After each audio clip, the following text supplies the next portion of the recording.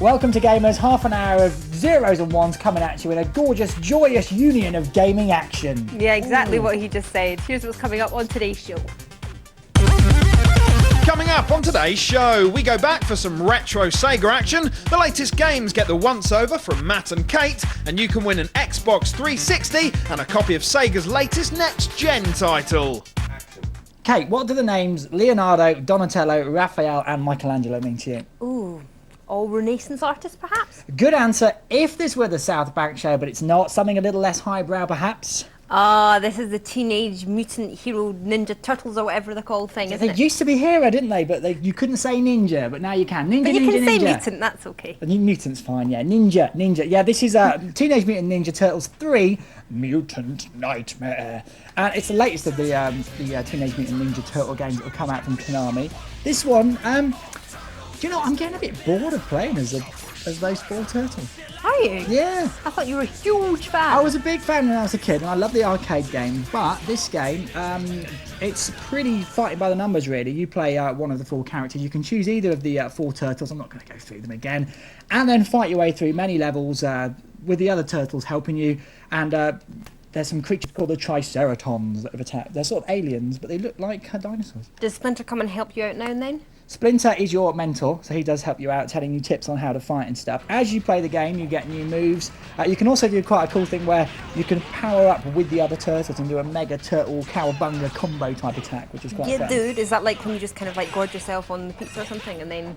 Sort of, yeah. I haven't seen much pizza in the game yet, actually, but you do get to eat it. But yeah, you do mad attacks. Of course, you've got nunchucks and big sticks and things to hit these Triceratons with. So what are you going to give it? Right, this pretty average game, to be honest. Average beat 'em up. The fact that it's turtle saves it a bit. I'm going to give it a 5, straight down the middle. Okay, I had a little bit of a play before we started rolling today. I'm going to give it a 4. Just because I just didn't think it was complex enough. Didn't grab you. And also, is it not, I mean, I believe that you still can't see it on TV, but it's kind of like not the most popular thing, so why are they churning them out still? I think the kids love it still. I think the kids love it. Leave it, it's over. Move on. It's gone. Now, I believe on more than one occasion, you and I have discussed my racing capabilities when it comes to gaming. But come to think of it, didn't I kick your arse last time we had a gaming session? No, are you sure? No. A driving kind of thing. Don't believe so. I believe so. I think you'll find if you actually go back and tapes, find that I whipped you. I might have cheated a little bit, but anyway, this week I have been playing Taco Race Driver 3. Okay. Do you like it? And it's pretty good. If I can just nick your controller. Of course you can. Anything where you put your hand near there, you can do that. Steady on Matt. Now in this, it boasts 35 different racing disciplines, no less, around 116 different championships, and more than 80 different circuits and tracks. That's a lot of stats. That's a lot of numbers. 80 tracks. 80 tracks. Codemasters have been busy. That's a lot, isn't it? Now, on this, you have main game player modes, of course. You've got kind of Pro Career and World Tour. The Pro Career mode will task you with kind of working your way up through the ranks of the different racing circuits. Okay. Does that make sense? Yeah. And then, of course, you've got your World Tour mode, which is a different kind of affair. It's kind of like driving through different types of racing, and each time you progress to a new kind of championship, you're kind of rewarded. Now, something that I particularly like about this game is that it caters for absolutely everybody, because as we said, I'm not a very good driver, so what you can do is you can change the settings. So if, like you're hardcore, you can let your car be damaged as much as it would realistically happen, and you can also turn it up so the clutch and control and all that kind of stuff is quite difficult. If, like me, you're rubbish driving a real car and a kind of virtual car, you can kind of cheat a little bit. So basically, it kind of lets you off with quite a little bit, so you can really kind of crash into the barriers and all that kind of stuff. That's good. It's and good. it will just go lightly on you. It's kind of like letting you drive around but not giving you any parking tickets or anything. That's what I like. Oh, if that were true to life. Oh, wouldn't that be great? I almost got one the other day actually, managed to get away with it though. I do like the fact that you can change the difficulty, because Codemasters, they also do the Colin McRae Rally series, which is like a simulation. So in order to make it accessible to everyone, to make it easier and harder in the same game, I think is a good thing. And it looks fantastic, doesn't it? It does look fantastic. And something else that has got to be understood about this game is Scotty, your mechanic. Who? You've got Scotty, who is in fact your mechanic. Now he helps you all the way through World Tour mode. And he's kind of like, he's this good looking guy who you kind of meet on pit stops and all that kind of stuff. And he reminds me a little bit like, do you remember Kit in Knight Rider? I do. Because when you're driving around, he will talk to you, but he's nowhere near his camp. He doesn't go, hey there, Kate, why don't you come and see me sometime? My sense is predicted. No, it's not like that Oh, at all. good. He's a Okay. bit hardcore, he's quite manly, he's quite macho, and he'll give you all sorts of different tips all the way through your driving. Lovely. What do you think you're going to give it then? I'm going to rate this one quite high, I'm going to give it an 8. Do you know what? I think it's worth an 8 as well, simply because it's great. And there's something for builds upon everybody. it. It is. Isn't there? It is. It's like a selection box of sweets. Something for everybody. Right, moving on. What we're looking at now? Yes, we are. I know what we're looking at. We're looking at the next game is ICO or ECO, depending on if you're a You say potato tomato or tomato? or potato. Let's call the whole thing off. Hey. Now we looked at Shadow of the Colossus, of course, last week. One of the I think it won, didn't it? It was our highest rated game of last week. That was a sort of spiritual sequel to ICO, and because Shadow of the Colossus has come out, they've re-released this game to remind everyone of how good it is, because it didn't sell particularly well, but it is lauded as one of the best games ever on a PlayStation 2. Is that a fact? It is a fact. Let me just briefly tell you the story. You play a kid with horns. Okay, you're born with horns, and they say if you are a kid born with horns, it's very bad, there'll be famines. They lock you up in a As big opposed to castle. got the horn. Yes, indeed. Entirely different things, yes. Otherwise, I'd have been locked up a long time ago.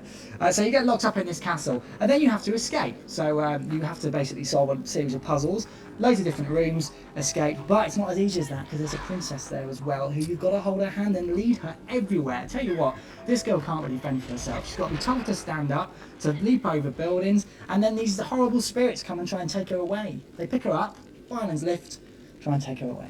Right. And you've got to stop that as well. So you get a bit of combat. Most of it, though, is literally how to progress. It's about escaping. So it's a puzzle game, but it's sort of just guised as a platform game. So that's Okay. your boat. Yes, I think it looks lovely. It does. It looks as good as Shadow of the Colossus. Of course, Shadow of the Colossus made a couple of years later looks slightly better, but this is really worth playing. There's some great fiendish puzzles in here, and you get such a sense of satisfaction when you do it. So you have to pick up a bomb and put it near a pillar to blow a pillar up to make some stairs fall down, which means you can climb up. Because the lady you're with isn't that agile. You can climb all over the place, but you need to make simple routes for her to come through. So it's another one of these women are submissive kind of games. What is that trying to tell us I in life? don't know. Maybe it's just reality. Not really. Please don't bash me, any feminists out there. Please, please, please, please. But not in the Big Brother house. Yeah, I mean, I really like this game. It looks gorgeous and it's beautiful as well. The Oh, music thanks. is great. Oh. Yeah, I just hit you in the head so that. It's elbow, Kate. It is beautiful. It's a beautiful game. You've got some great graphics in there, and the pace is really well set out. It's not a long game. And once Yeah. you played it, you probably won't want to go back and play it again. But the experience you get while you're playing it is phenomenal. It's a great game. Play it with the big Taddy surround sound. You're going to absolutely love it. I can't give it less than 8 out of 10, Kate. 8 out of 10. I'm going to give it a 7. I did enjoy it. Is that because of the submissive women thing? No, I think it looks pretty, but it is short. It is short. I mean, I didn't complete it, obviously, but it's short, and I just think that it should be a bit longer. Short, like mini-me. Short. Short like me, 5'4". Now, Matt, do you know what time it is? Is it time to get funky? It's time, and I'm going to say this without a goat herder or a Chico in sight, for some retro action, in fact, in the form of a retro gaming selection. No classic console this week, Kate.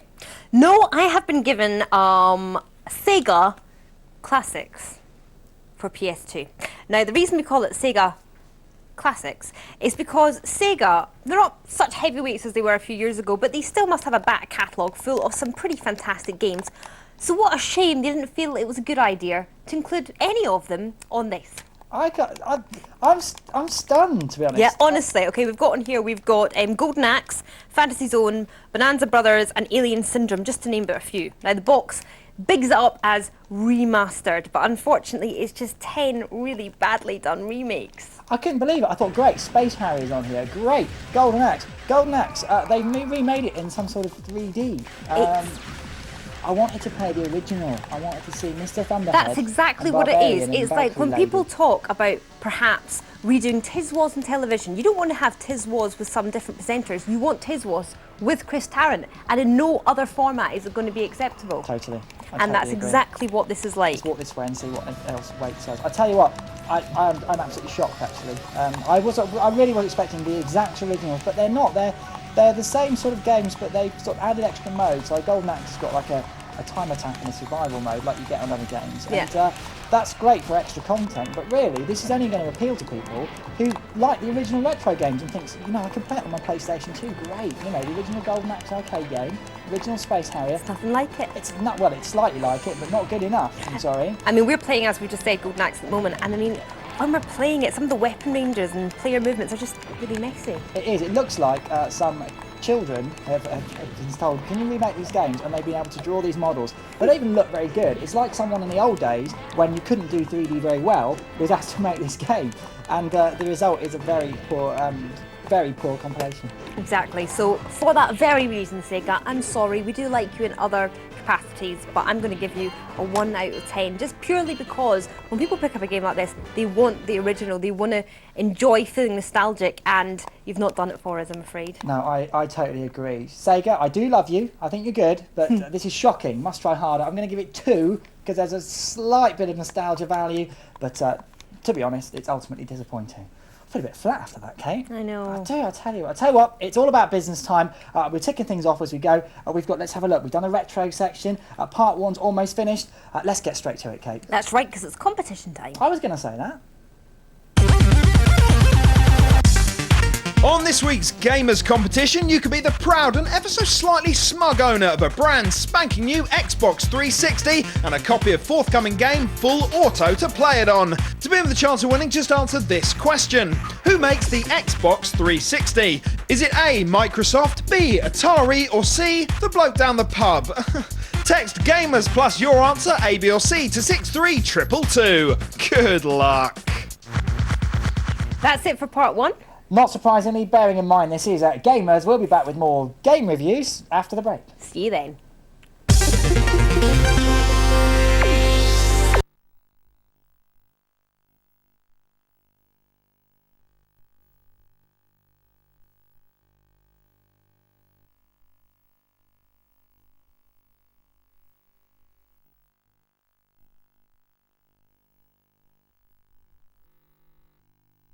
To Gamers. Now, Kate, unlike a crowd chucking out from a city centre pub at 2 in the morning, whilst I like a good street ball, I prefer to keep mine confined to the world of video games. Well, it does save you a taxi fare to the local A&E department, I suppose.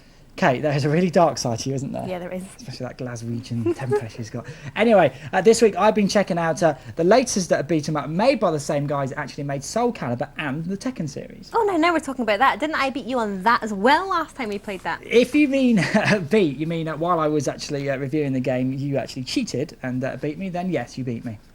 Fair enough, I suppose.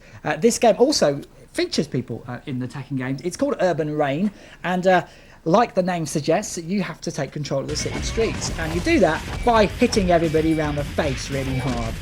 Right, so actually, I mean, it's kind of almost bombarded with this kind of genre of game, isn't it? I mean, it makes me instantly think of 50 Cent's game. Is there any similarities? Not really, no. This one's done a lot better. It hasn't got any sort of name attached to it, apart from some of the Tekken characters that you'll recognise, which is great, some of the guest appearances. The guy you play, it reminds me, his fighting style, of, if you've seen Transporter with Jason Statham in, it's all that sort of cool, like, fighting you can never actually do, so you can block people and then you like twist their arm and it looks almost like a martial art. If there was a martial art based around street fighting, this would be it. Okay. Does that make any sense? Yes, I mean the reality is even if you always go to those kind of taekwondo classes or whatever, when it actually comes to it, you're not really going to be able to do it, are you? No, you get the self-defense classes where they go, hit me, do it slowly. In the real life, people don't do it slowly, they smack you around the head from Can behind. you just stop with a the minute? bottle. I just want to get into the right position. Yeah, so I can get you in a move. There's some great grapple moves in this, it's really good. And there's also regional attacks, so you can aim for the head or the body or the legs, pulling legs from under people, hitting people while they're on the floor. What you basically get is a series of arena-based battles, really. So, you fight in one little part of the street and then the story moves on. He's got a lovely snakeskin jacket as well. I do love that. And what I also love about this is the sound effects. When you hit people, it feels like you really are in a fight. It's really, there's an oomph when you hit people. I have never been in a fight, so I wouldn't know. Well, no, but I haven't really either. But if I was to be in one, I'd want it to look cool like this. Okay. Okay. Then the bruises wouldn't matter. I think this is really a nicely polished game. It does get a little bit repetitive, and you can sort of level your character up as you go. A little bit of an RPG element, but I'm going to give it 7. It's a solid, good game from the Tekken guys. Well done, Namco. It's funny though, do you notice when you punch them that every time you punch somebody it looks like you're setting them on fire? Yeah. That doesn't really happen in real life, does it? No, but they used to do that in Tekken as well. You used to get that. So it's a No, little, they're less entertaining. what's the word? It's a little pastiche on the Okay. old series. Yeah, I'm going to give it a 7. I thought it's a good game. Nice and I'm good. going to give it a 6. I quite enjoy it, and I love the fact that their clothes never get ruffled either. It's got a nice jacket. Shame to ruin it. Now, Matt, would you believe it? Did you know that there has now been 3 Tekken games in just as many years? You are full of knowledge, and yes, I did know that. Full of knowledge. Now, this is the 3rd game of this series, and I think that people are beginning to expect quite a lot from this, and I think this is pretty good. It is the 3rd in the series of the Nickelodeon Field Tak franchise, and by now, of course, you will know that Tak is a kind of jungle boy, a bit like Mowgli from the Jungle Book, and he's got this kind of dopey mate called Locke. Throughout this game, they are trying their trials and tribulations of the Great Juju Challenge. Now, it's pretty good. That's what the whole story focuses on. Now, the Juju Challenge itself is something which happens once every 60 years, where they have to impress or win favour of some moonbeam kind of empress or woman or something like that. Because Juju is a form of voodoo, isn't it? Juju. It is. Because maybe they can't say voodoo, but some people don't. But yeah, it's interesting why that they would then want to base that game focused at children. Exactly. It's all about the voodoo children. But it's funny though, isn't it, this game? It It's is full of laughs. very funny. I mean, it's something that I had to stop and like press it on pause for a while because I was just laughing so much. Is that That's a lie. You weren't No, I really- did. Really? I did. You had to pause I did. And laugh Yes. and carry on. I did. I've never ever played a game that's done that. Have you never done that? No, but obviously they Can I amuse you explain more. why? Yeah, please do. Okay, Locke, your man, right, used to be a bit dopey. At one point has to get into the river, but he doesn't want to do it because, not because he can't swim, because the fish don't like him very much. Aww. But there are lots of things you can do to overcome that. For example, you could don a lobster outfit and use it to pinch the fish, all that kind of thing, which is very comical. Down point to this game, I found the colour palette really boring. It's really all browns and greens, isn't it? It is, and also the camera is pretty, well, rubbish really. You can fall off ledges very easily It in is this game. very, very shaky, which becomes quite annoying after a while. I can see that. Do you like it? I think it's all. I mean, I played the first 2 games. This one, yeah, I mean, it's more the same basically. So why make another? I know they're popular. Maybe that's why. Just cashing in on the name. That is something I would say. I think if you like this kind of a game, I think there are better platformers out there. Like, for example, the Ratchet and Clank series, you're probably going to like a little bit more. Possibly, yes, if you're not into voodoo. and Although I magic. don't find it as cute as this. No, this is funny. I like it. It's amusing. It's going to amuse you. What are you going to give it?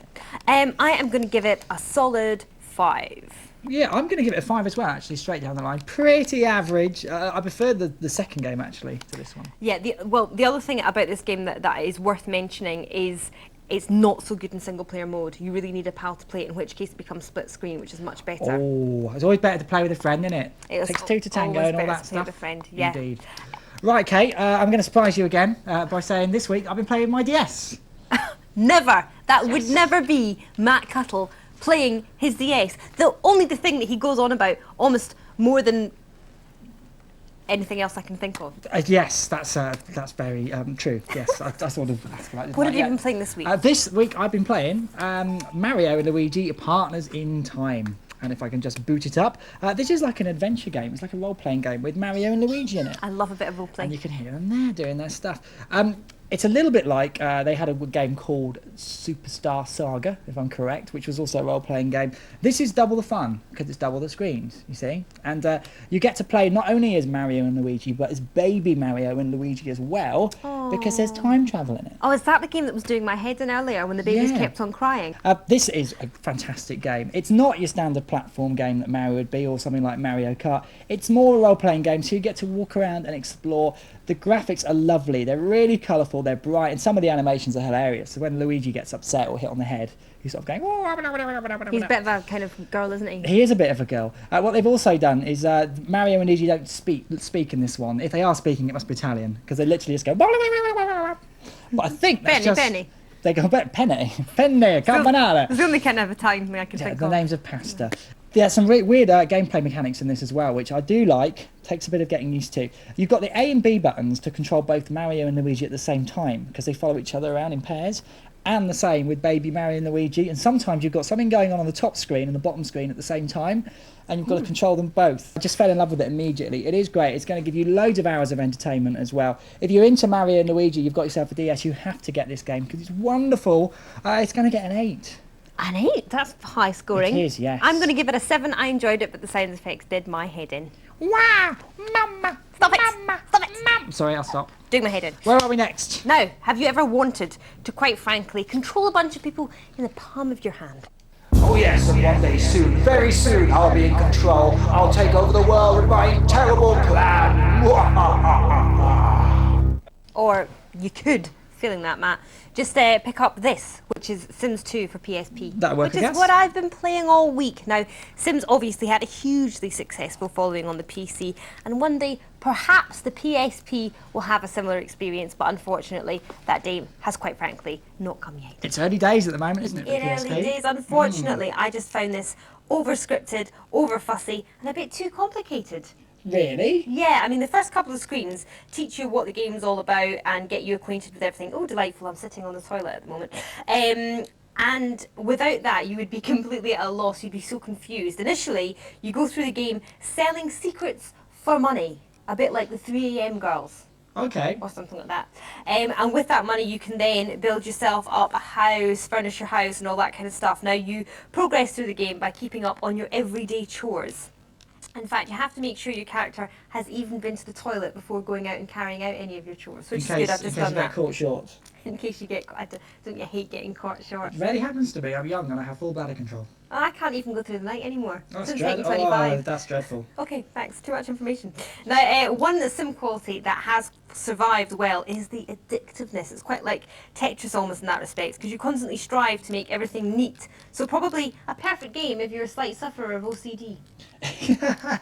Yeah, left, right, 1, 2, 3, 4, 5, 6, 7, 8, 12. This looks different to me. So it's not like from above you. You control one character, is that right? You control a sim instead of a family of sims. Or can you switch between them? You can switch between them. And also, like, for example, if you want to call your mates up, you've got a big, massive phone book where all the pictures will come up on screen, who you want to call, who you want to natter with. So this isn't really exactly the same Sims 2 as you get on another console. It's been tailored for the PSP. I really enjoyed it. I think it is a little bit addictive. It's not as good as the PC version. I'm going to give it a 5. Yeah, I agree totally. It's not the same, is it? They tried to tailor it to the handheld. Has it worked? The jury's out. I'm going to give it a 5 as well, straight down the middle. So there you go. That's that. Right, we're almost out of here for this week, but before we go, here's a reminder of this week's Gamers Big Competition. On this week's Gamers Competition, you could be the proud and ever so slightly smug owner of a brand spanking new Xbox 360 and a copy of forthcoming game Full Auto to play it on. To be with the chance of winning, just answer this question. Who makes the Xbox 360? Is it A, Microsoft, B, Atari, or C, the bloke down the pub? Text Gamers plus your answer, A, B or C, to 63222. Good luck. Before we go, there's just time to do the math and work out that this week's Gamers Game of the Week is...